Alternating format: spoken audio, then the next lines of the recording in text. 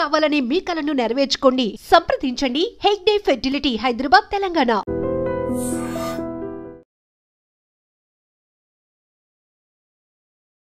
అందరికీ నమస్కారం. నేను Swaroopa Potlapalli. Welcome to trending topic.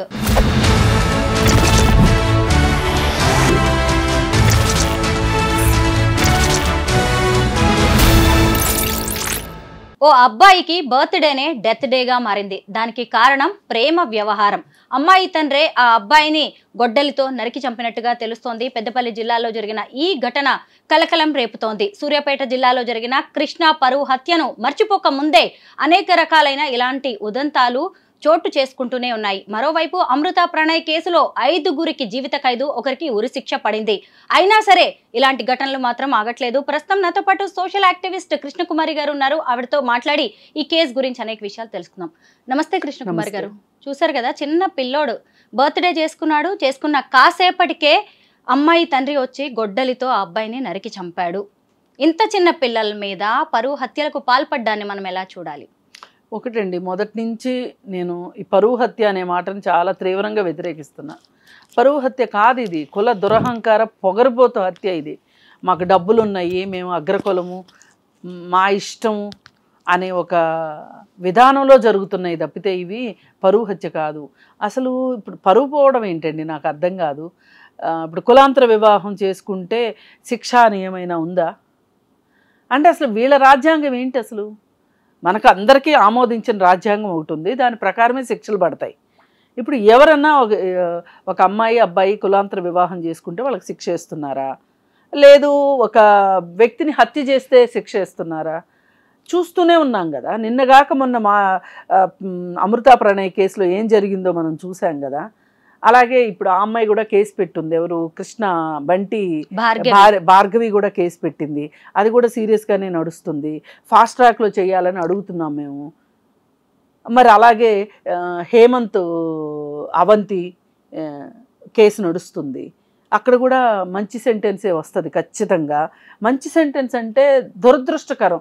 ఇప్పుడు నలుగురికి ఇలాంటి శిక్షల వల్ల భయం వేస్తుందనో భక్తి వస్తుందనో మారతారనో అనుకుంటే శిక్షలదే, చావులదే, ప్రేమలదే. దీనికి ఫుల్ స్టాప్ కావాలి అంటే మన సమాజంలో కులాల పట్ల మతాల పట్ల అంతరాలు పోనంత వరకు శిక్షలు ఎన్ని వేసినా ఇలాగే జరుగుతాయి అనిపిస్తుంది. కృష్ణకుమారి గారు, ఇక్కడ ఈ కేసులో సాయి కుమార్ అనే అబ్బాయికి పట్టుమని 18 ఏళ్ళు లేరు. అయితే అలాంటి పిల్లోడి మీద హత్యకు పాల్పడ్డానే మనం ఎలా చూడాలి? అంటే ఇక్కడ తెలివి లేనిది, మెచ్యూరిటీ లేనిది పెద్దలకు అనుకోవాలా, పిల్లలకు అనుకోవాలా? ఇద్దరికీ లేదు. పిల్లలకు ఒక రకంగా తెలివితేటలు లేకపోతే పెద్దలకు ఇంకొక రకంగా తెలివితేటలు లేవు. అసలు ఆ వయసులో ఆకర్షణ ఉంటుంది. ఈ పిల్లలకి ప్రేమకి ఆకర్షణకి తేడా తెలియకపోవటం, ఈ సినిమాల్లో చూపించేదంతా నిజమైన ప్రేమ అనుకోవటం. ఇప్పుడు సినిమాల్లో అప్రూవ్డ్గా జరుగుతున్నాయి కదా, చూపిస్తున్నారు కదా, చిన్న పిల్లలు ప్రేమించుకోవటము, ఇవన్నీ చూసి అదేదో చాలా పెద్ద విషయము, అదేదో సాహసవంతమైన పని, ఆ పని మనం చేయకపోతే మనం ఏదో వెనకబడిపోయాము, అప్డేట్ కాలేదని ఎక్కడ అనుకుంటారు అని చెప్పి ఇప్పుడు ఈ చిన్న వయసులో ప్రేమలు ఎక్కువ అవుతున్నాయి. ఆకర్షణ వేరు, మనం పదే చెప్పవలసిందే. ఆకర్షణ వేరు, ప్రేమ వేరు. మీకు ఆ తేడా తెలియనంతసేపు పిల్లలకంటే తెలియలేదు, మీకెక్కడ తెలియలేదు. ఏదో ఆకర్షించబడ్డారు, చెరకూరు వెళ్ళిపోయారు అనుకోండి, ఆకర్షణ మాయమైపోతుంది. ప్రేమ అయితే నిలబడుతుంది కానీ ఆకర్షణ మాయమైపోతుంది. అసలు ఆ వయసులో ప్రేమ, ఒకళ్ళ కోసం ఒకళ్ళు త్యాగాలు చేసుకోవటాలు, ఒకళ్ళ కోసం ఒకళ్ళు చచ్చిపోవటాలు అవేమి ఉండవు. ఇవన్నీ ఏంటంటే మన సినిమాలు గ్లోరిఫై చేస్తున్నాయి. దాన్ని చూసి పెద్దవాళ్ళు ఒక రకంగా భ్రమపడితే పిల్లలు ఇంకొక రకంగా భ్రమపడుతున్నారు, దానికి హత్యలు చేస్తున్నారు. పైగా ఈ చిన్న పిల్లలిద్దరికి తల్లిదండ్రులు సర్ది చెప్పి నయానో భయానో వాళ్ళ దారికి తెచ్చుకోవచ్చు, వాళ్ళని చదువు వైపు దృష్టి మరల్చొచ్చు. ఇన్ని అవకాశాలుండి కూడా చంపడమే ఫైనల్ లక్ష్యం అనుకున్నారంటే వాళ్ళ మెంటాలిటీ ఎలా ఉందో చూడండి. పొగరు, నా కూతురు యువరాణి, నా కూతురు బంగారు తల్లి, నా కూతురు జోలికి వస్తాడా వాడు, పైగా కులం తక్కువవాడు, ఇదే ఆలోచిస్తారు తప్పితే వాళ్ళు అసలు నా కూతురు కూడా ఇష్టపడింది అనే ఒక జ్ఞానం ఎందుకు లేదు? ఆ జ్ఞానం ఉండాలి కదా. అసలు నీ కూతురే ఇష్టపడినా కానీ నీ కూతురుని చంపే హక్కు కూడా నీకు లేదు. ఒక తండ్రిగా నీకు బాధ్యతలు ఉంటాయి. అంతేగాని చంపే హక్కు అయితే ఉండదు. పెంచి అమ్మ నీకు ఇది మంచి దారి, నీకు ఇది చెడు దారి, నువ్వు ఇలా అయితే నీ జీవితంలో బాగుంటావు, మంచిగా చదువుకో, మంచి ఉద్యోగం సంపాదించు, నువ్వు ఒక ఉన్నతమైన స్థాయిలో చూడాలనుకుంటున్నాం మేము, ఇలా చెప్పుకోవాల్సిందే తప్పితే వాడిని చంపేస్తాను, వీడిని చంపేస్తాను. ఇప్పుడు మీరు మాట్లాడే విధానంతో వాళ్ళకి ఇంకొంచెం ఇష్టం పెరుగుతుంది తప్పితే ఇష్టం పోదు. మీరే చేస్తున్నారు. ఇప్పుడు నేను రీసెంట్గా కోర్ట్ అనే సినిమా చూసా. ఆ కోర్ట్ అనే సినిమాలో కూడా అసలు చాలా చిన్న విషయం, అది చాలా చాలా చిన్న విషయం. ఆ అమ్మాయిని కూర్చోబెట్టి అసలు ఏం జరిగింది తల్లి అని మాట్లాడాల్సింది పోయి గోటితో పోయేదాన్ని గొడ్డల దాకా తీసుకుని వెళ్ళి ఆ అబ్బాయిని పోలీసుల్ని కోర్టుల్ని అందరినీ తప్పుదోవ పట్టించి ఒక లాయరు కేసు పెడతాడు, పోక్సో చట్టం పెడతాడు. ఇప్పుడు ఇక్కడ ప్రశ్న ఏమైపోయింది అంటే ఇద్దరు మెచ్యూరిటీ లేని పిల్లలు మాట్లాడుకున్న మాటల వల్ల వాళ్ళు ఏదో 1-2 సార్లు కలిసిన దానివల్ల ఆ అబ్బాయి మీద పోక్సో కేసు పెట్టడం.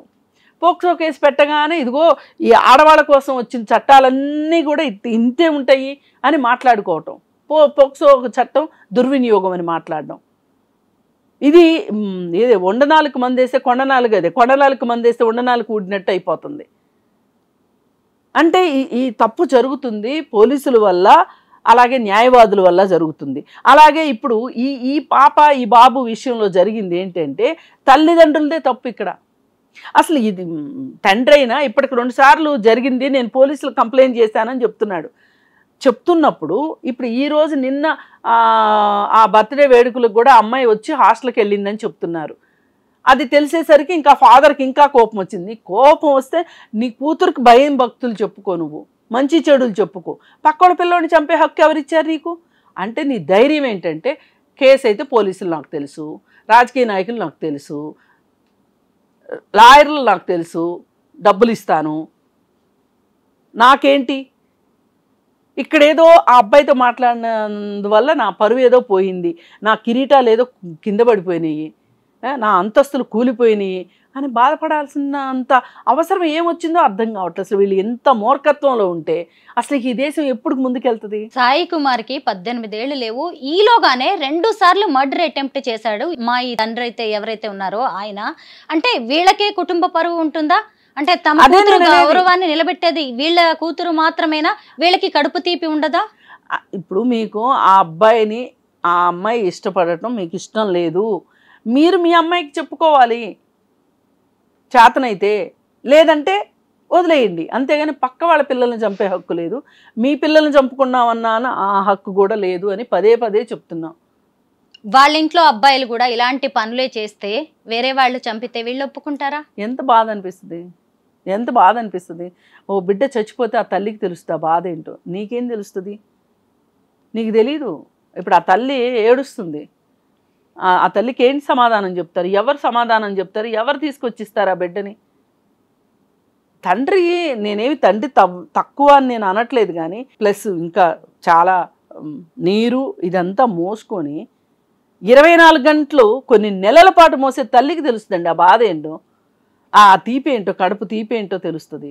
అది మర్చిపోయి మీరు ఇష్టానికి ఒక మనిషి ఇంకొక మనిషిని చంపుకోవటం అనేది, ఏ బిడ్డైనా ఒక తల్లికి బిడ్డేగా, ఏ ప్రాణమైనా, ఏ ప్రాణానికైనా ఒక తల్లి ఉంటుందిగా, తల్లి బాధపడుతుంది కదా.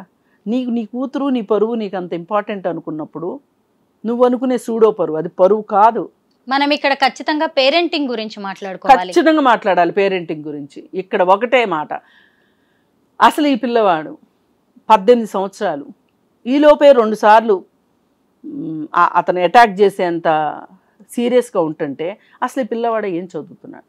అసలు ఈ పిల్లవాడుని కాపాడుకోవాల్సిన అవసరం తల్లిదండ్రులకు ఉందా లేదా? ఇప్పుడు నీ పని ఏంటి? నీ బాధ్యత ఏంటి? అసలు పిల్లలకు కూడా బాధ్యతలు ఉంటాయి, పెద్దోళ్ళకే కాదు పిల్లలకు కూడా ఉంటాయి బాధ్యతలు. ఇప్పుడు కన్న తండ్రి చదువు చెప్పిస్తున్నాడు, తిండి పెడుతున్నాడు, పుస్తకాలు కొనిస్తున్నాడు, ఫీజులు కడుతున్నాడు, యూనిఫామ్లు కొనిస్తున్నాడు, ఇన్ని చేసే తండ్రి మాట నువ్వు చేయాల్సింది ఏంటి? ఒక్కటే పని, చదువుకోవటం ఒక్కటే. తండ్రి ఇన్ని చేస్తుంటే నువ్వు చేసేది ఒక్కటే. అసలు నీకు చదువుకోవటానికే తీరిక దొరికిందా? సినిమాలు చూడడానికి తీరిక దొరికిందా? ఇలా అర్ధరాత్రి రోడ్ల మధ్యలో కూర్చొని బర్త్డేలు చేసుకుంటానికి నీకు టైం దొరికిందా? మరి చదువు ఏమైంది? చదువు ఎవరు చదువుతారు? అదేమంటే ఒక్కరోజేగా అంటారు. అసలు నాకు ఈ బర్త్డే పార్టీలు, ఈ రోడ్ల మీద చేసుకోవటాలు, కేకులు మొహాన పూసుకోవటాలు, ఇవన్నీ ఎంత నాన్ సెన్స్గా అనిపిస్తున్నాయంటే, ఒక కేక్ కొనాలంటే ఎంత అవుద్దండి? 500 రూపాయలు. ఇక్కడ వీళ్ళ బ్యాక్గ్రౌండ్ చూస్తే 500 రూపాయలకి ఎత్తుక్కునే తల్లిదండ్రులు, తండ్రి ఒక పనికి తల్లి ఒక పనికి వెళ్తా ఏదో ముచ్చట పడుతున్నారు కదా అని చెప్పి పిల్లలకు కావాల్సిన వాళ్ళ రెక్కలు మొక్కలు చేసుకుని రక్తం చిందించి డబ్బులు సంపాదిస్తే ఈ పిల్లలు చేస్తుంది. వీళ్ళకి బూట్లు కావాలి, బ్రాండెడ్ బట్టలు కావాలి, ఫ్రెండ్స్తో పార్టీలు కావాలి, ఇవన్నీ కావాలి. మేము అబ్బాయి సంగతి అట్టు పెడితే మరి ఇప్పుడు అమ్మాయి గురించి కూడా మనం మాట్లాడుకోవాలి. ఆ తండ్రి తన కూతురికి చెప్పుకోవాలి కదా, జీవితం అంటే ఇలా ఉండదు, ప్రేమ ఇవన్నీ ఇప్పుడు కాదు. పైగా ఈ ఏజ్లో పిల్లల్లో కూడా హార్మోనల్ చేంజెస్ చాలా ఉంటాయి. వాటిని అలా చూడాలి, ఆరోగ్య పరిణామాలుగా చూడాల్సింది పోయి తల్లిదండ్రులు కూడా ఇంత సీరియస్గా తీసుకోవడం ఈ ప్రేమ వ్యవహారాలను. అసలు ఈ వయసులో వద్దన్నది చెయ్యాలి అనే ఒక పంతం ఉంటుంది పిల్లల్లో, అమ్మాయిలు కావచ్చు అబ్బాయిలు కావచ్చు. ఆ పంతమే ఇక్కడ దాకా తీసుకొచ్చింది అనిపిస్తుంది నాకు. ఆ అమ్మాయికి మీరు పదే పదే వద్దు వద్దు అంటే అతనే కావాలి అని అనిపిస్తుంది. అతనితో సరదా కావాలనిపిస్తుంది.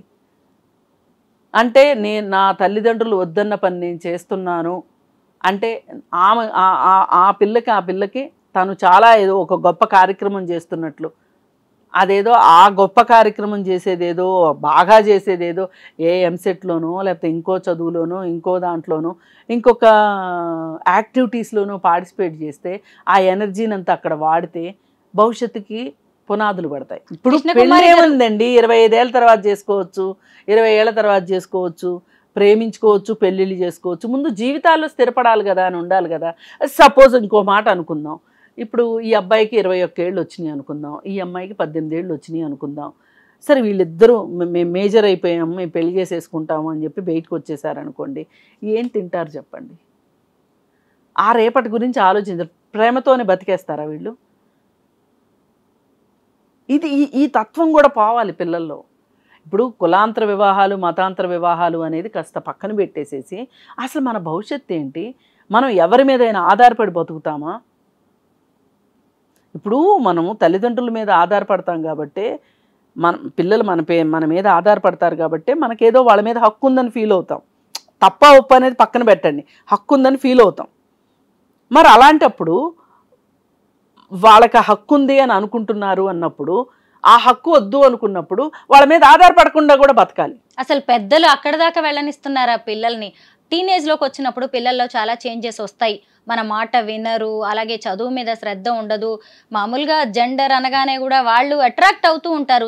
పేరెంట్స్ కూడా వాటిని అర్థం చేసుకోవాలి, వాళ్ళకి సర్ది చెప్పడానికి ప్రయత్నించాలి. పేరెంట్స్కి అది తెలిస్తే కదా.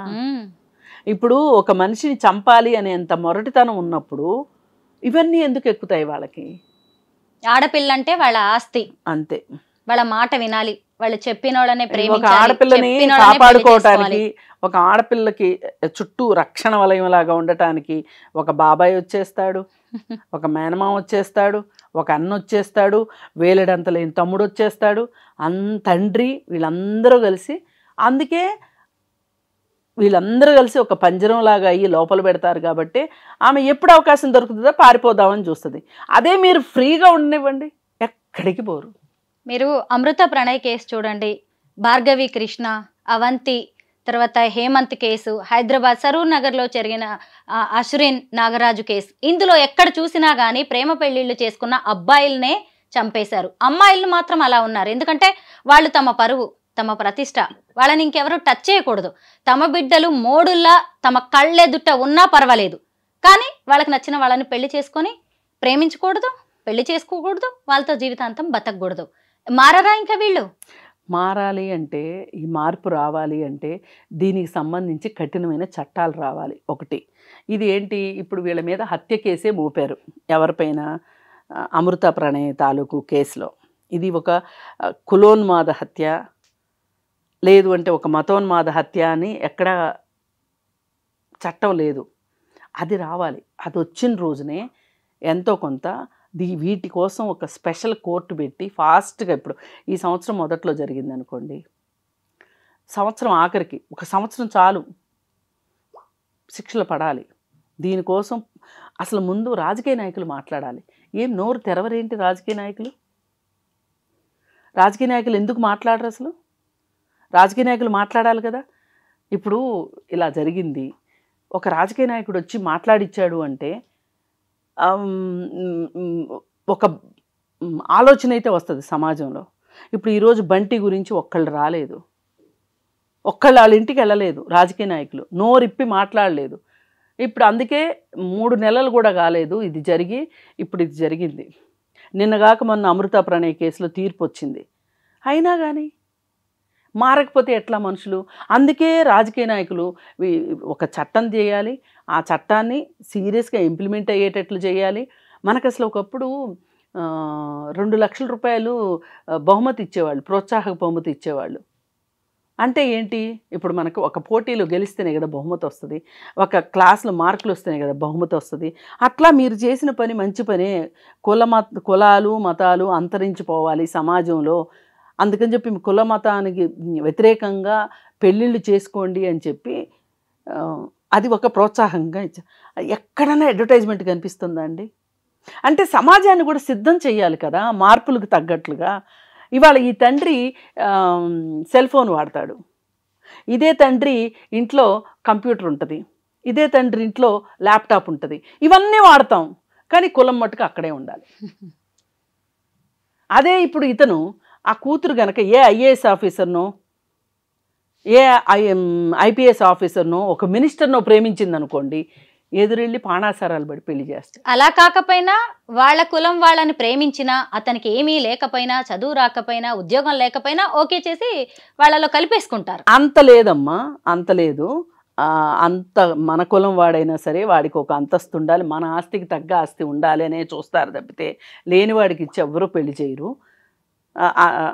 అలా అంత దాకా అంత గొప్ప మనసు లేదు. కాకపోతే ఏంటి అంటే ఏమోలే కనీసం కులం ఇంటి కోతి అని ఒక మాట ఉంది, అలా అని ఏమన్నా సర్ది చెప్పుకుంటారేమో కానీ చంపేదాకా వెళ్ళరేమో. కానీ ఇక్కడ ఏంటంటే క్లియర్ కట్గా ఈ కులము అంటే కింద కులమే, ఈ కులం వాళ్ళు అసలు నా ముందు నడవడం ఏంటి?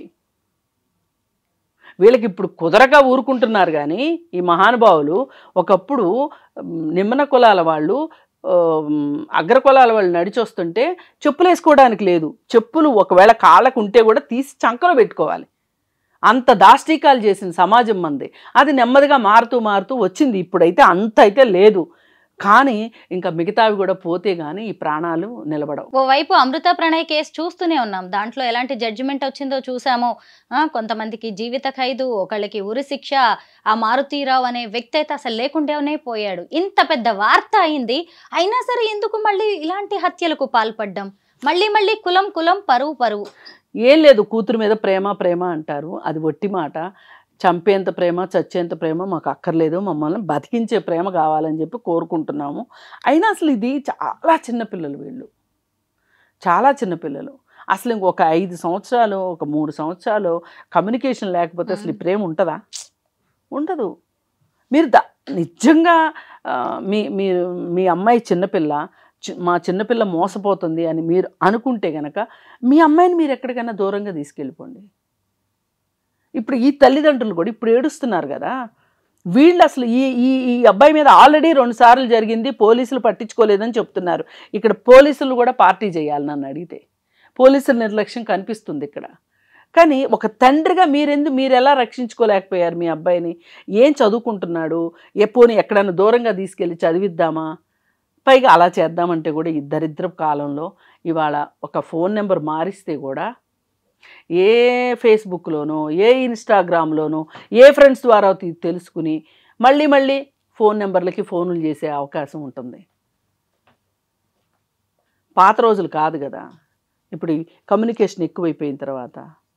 అందుకని ఏది ఏమైనా సరే, వాళ్ళు ప్రేమించుకున్నారా, ఆకర్షించారా అవన్నీ పక్కన పెట్టి చంపింది మాత్రం నేరం. ఇంతకంటే మనం చెప్పటానికి ఏమీ లేదు.